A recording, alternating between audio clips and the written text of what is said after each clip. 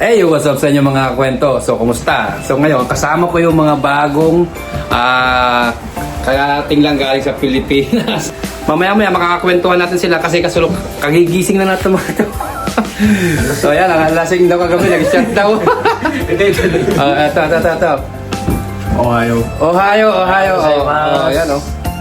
Talagang fresh from the higaan pati mo. Ngayon, makakakwento. So, makakasama na ngayon natin yung mga bagong salta. So, ilang araw na kayo ito mga idol? 4 days. 4 days. Saan kayo doon? Pangasinan. Pangasinan. Tubong ay anong pamilya? Pamilyang Gardal. Gardal. Pa-shoutout sa pamilya. Pamilya. Shoutout. Na-shoutout ka doon? Mindanao, Misamis, Occidental. Ang kadalayo mo. Kasi ka? Sabela. Sabela, proud. Sabino. Sabilino. Oo, ikaw doon. Hello, Kan. Caloocan. Ikaw doon. Ebaisia. Nubesia. Saan sa Nubesia? San Jose. San Jose, ikaw? City of Pines, Baguio City. Baguio, yun naman, ano. So, mga kwento, no? So, bali sila ay askin, ilang araw na kayo dito? 4 days. 4 days. So, bago sila pumunta sa kaisa namin, kailangan muna nating mag-aral ng good for 1 month. 1 month. Anong lesson kayo nag-start? Lesson 12. Isang 25. Sabi, nag-start kami talaga sa lesson 1. Lesson 1. Sa Bukams. Sa Bukams. Pero nabutan namin Pero sa lesson lesson 12. sinutulog nila ito. So, ganun kasi mga kwento, no? Kapag ka nag-aral ka sa Pilipinas, kung anong nag-umpisa kayo at natapos, tatanungin dito kung anong lesson kayo mag-start ulit. Ngayon, sino binata? Binata? Ito. Binata to. O, shoutout yung mga asawa niyo, tandaan niyo. Ito ang sasawa dyan. Mabait kami dito. Huwag kayo magkalala. Love you. Tawag maganda. Shoutout. Ito, ilang buwan ka nag-aral sa Pilipinas? 3 buwan lahat tayo, di ba? Ay. Kumusta yung pag-aaral niyo sa Pilipinas? Pero Mahirap. Masukasi. Tanong si Des. Kumusta? Ito, ilang nung nagpunta ka sa agency, ilang beses ka na Salan. pangalawang salang. So, ikaw, Pangalawang salang. pangalawang salang, ikaw, Sangsalang. isang salang, ikaw, isang salang, ikaw, isang salang, Oo, dalawa rin. dalawa. Hindi lahat ng na-interview ay nasiselect agad. So talagang tiyagaan lang sa pag-apply sa Japan. Magkano naging utang bago nagpunta rito? Malaki. Magkano? Dapat ako siguro 150. 150. Kasama nandun, pag-aaral, tirahan, lahat-lahat, yun ang nagastos mo sa pag-apply. Sa lahat-lahat na ikaw, Malaki na. Siyempre, abot na siguro 200. 200,000. Nandito kasi yung pamilya ko eh. Wala kaming pag-uutan. Kasi Talagang? walang trabaho yung asawa. Kasi ikaw, Mahigit 200 na. may 200 na. May bala ka pang dagdagan. Ikaw? Ganun din ako. Kasi ako yung provider sa pamilya. Yung namatay na rin yung nga po. Okay. Kasi pag once na nag-start kayo mag-aaral ng Japanese language o Nihongo, talagang kailangan yung itigil yung trabaho nyo. Kasi hindi ka makapag-concentrate kapag may hirap ka ng pa, di ba? Ikaw, magkano utang mo? Baka sa 80. 80. O medyo bumaba pa. Kasi malapit siya dun sa pinag-aralan namin. Ayun, ikaw doon. Ako rin, kulang 200 din. So, sumatotal, yung 200,000 na yun, ngayong 2025, yun ang parang lumalabas na pwede natin magagastos sa pag-apply dito sa Japan. No? Nandun ang tirahan, pagkain, All expenses. all expenses nandun lahat. No? Ano yung una yung nakita sa Japan? Ano yung una yung obserbahan ba? Napakagandang Malinis. Malinis. Napakaganda, malinis na pa. Tahimik. Tahimik, malamig. Respectful. Peaceful, respectful yung mga tao. Peaceful, no? Unang taon nyo dito, ay unang linggo, hanggang sa matapos yung kontrata nyo na 3 hanggang 5 taon. Sa tingin ka tagal kayo? Ng 3 hanggang 5 taon. Ay, kaya. Sa tingin nyo, after ng 3 to 5 years, mayroong mababago sa buhay ninyo. Ngayon, Narinig ano yung iniwanan nyo sa Pilipinas na hindi dapat idala dito? Ugali. Ano yung ugali? Ugali na may Yan. pasaway. Pasaway. Ano pa? Ano yung malaking bagay ito? Ano yung dapat iwanan sa Pilipinas na hindi dapat idala dito sa Japan? Yung pasaway, tapos kailangan yung wala kang respeto, maging respetado ka dito. Tipid. Yung mga bagay na hindi dapat unahin isang tabi muna. Ano, kailangan yung utang natin, huwag kang magkautang nyo, kung saan kung may interest man kayo, yun muna ang punuan ninyo. Sa nagtatanong, kasi may nagtanong, shoutout sa nagtanong kung ano ang naitanong sa interview, final interview. Meron ba nakakala sa inyo sa final interview? Ano tinanong sa'yo? Tinanong mo kung kakayanin ko na tumulong sa Japan. Kakayanan mo ba kung Kaya kung tumulong sa tumagal dito sa Japan? Ano nila, Ano pa? Yun lang. sa akin. Ikaw doon, Kaya mo bang lamig ng Japan? kaya mo kayo lamig ng Kaya Japan? mo ba yung homesick? Yung homesick? Oo. Ikaw? Kung kaya kong tumira ng 3 taon dito sa Japan, kung Kung kahit pa. Oo. Kung kaya mong tumira ng 3 taon o higit pa dito sa Japan. Ikaw? Nasabi na nila. Ikaw? Sabi sa akin naman senpai, tinanong sa akin kung pumili ng ba ng alak o tapos naninigarilyo. Oo, ano sabi mo? Sabi ko, hindi. Hindi. Pero, Pero hindi mo talaga. andyo ka. Very good. Ikaw doon? Parang walang ngayon. Pala-pala sa lang hindi kaya, no? Yung script test mo, yung pintura, di ba? Plate lang na gano'n yun. Lahat kayo walang tumulong sa inyo, walang Ako tumulo. Kaya nalungkot ako lang ba eh. Lahat naman, di ka Pati andito, Oo. andito na may pito. Pero kayo nagtimpla ng pintura nun? Oo. Nakatimpla na kasi may nauna sa amin. Nakatimpla na. Tapos Parang sasalang na lang namin pa eh. Tapos di, Ikaw ang tatansya ng laptop mo. Ikaw ang tatansya. Ganun ang trade test, di ba? Ikaw ang tatansya ng lako, ikaw talagang magtitimpa ng pintura ng ibu. Pagkatapos ng trade test, anong sumunod? Final interview. Sino kinabahan sa inyo? lahat. Lahat kayo. Sinong pangalawa? Di ba, ilang beses ka na naisalang? Pangalawa na. Yung una, ganun pa rin, di ba? Nakakaba pa rin. Paano? Ito ano ang naging technique mo para makapasa sa final interview at maselect ni Kailangan mawala yung baba. Kailangan mawala ka ba? Tsaka, kailangan magdasal. Makinig kayo mabuti ang mga kwento, no? Ito, yung isi-share nila, yung po yung kanilang naging experience o karanasan during the final interview at nakaharap nila yung face-to-face, di ba? Zoom, oh.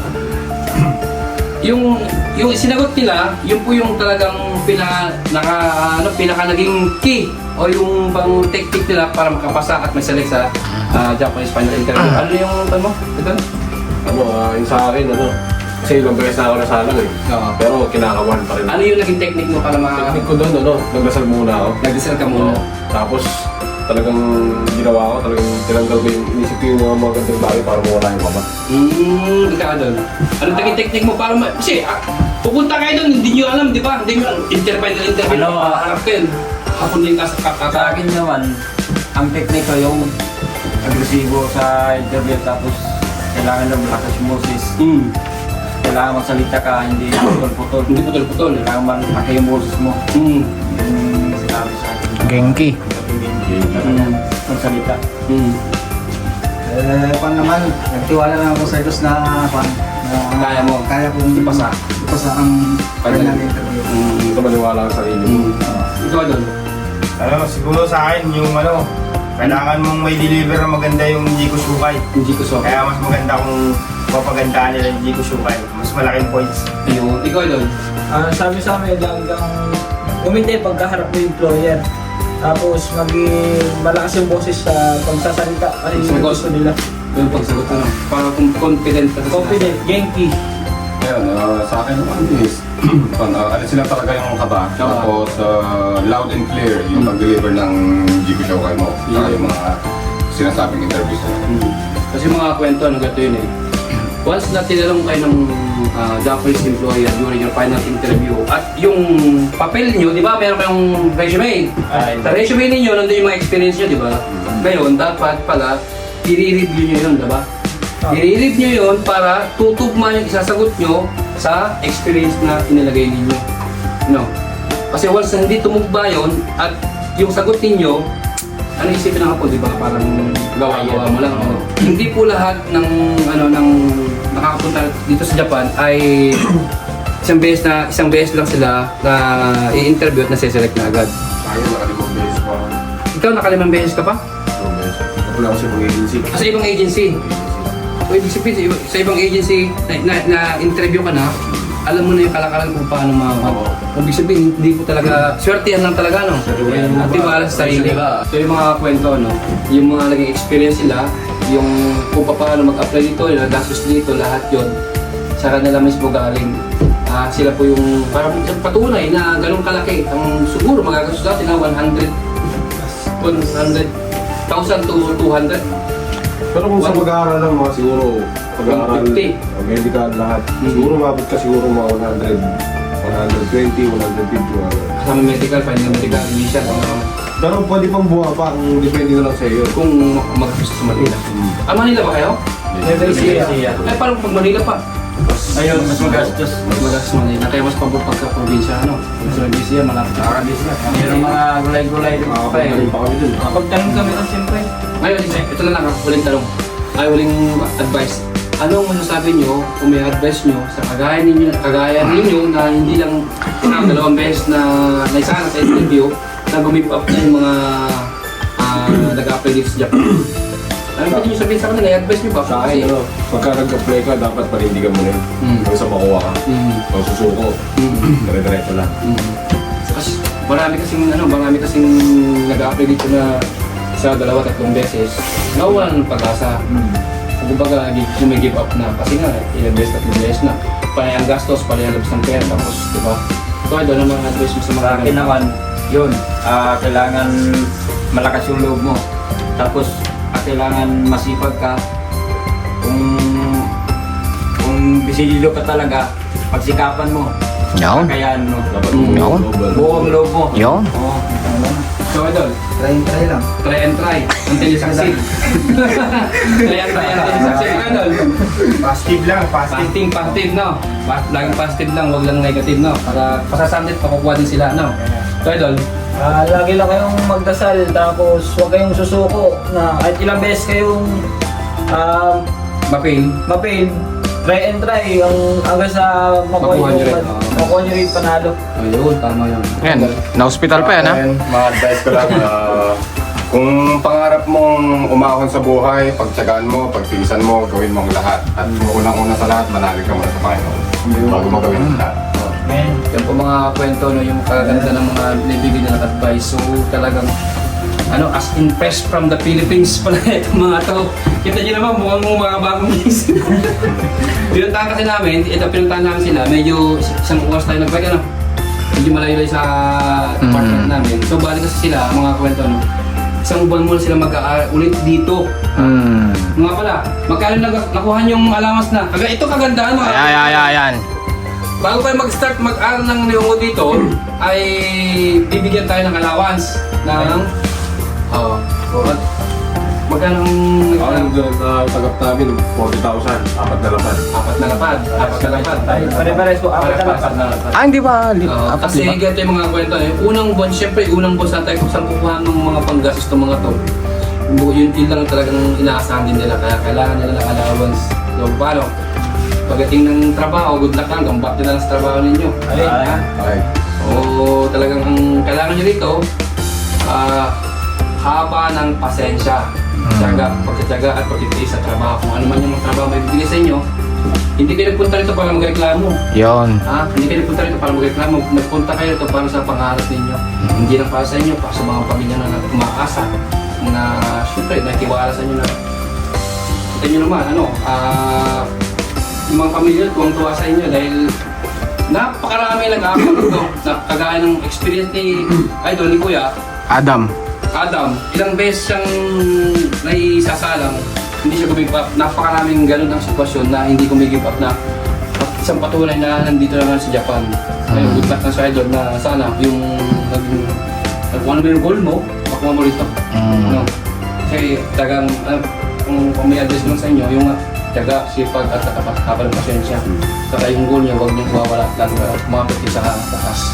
Kung may problema kayo, di siyempre, hindi pamilya niyo, tawag-tawag. Pag na-homesick, tawag-tawag na lang, ganun. Ganun talaga. Ganun talagang buhay abroad, buhay OFW.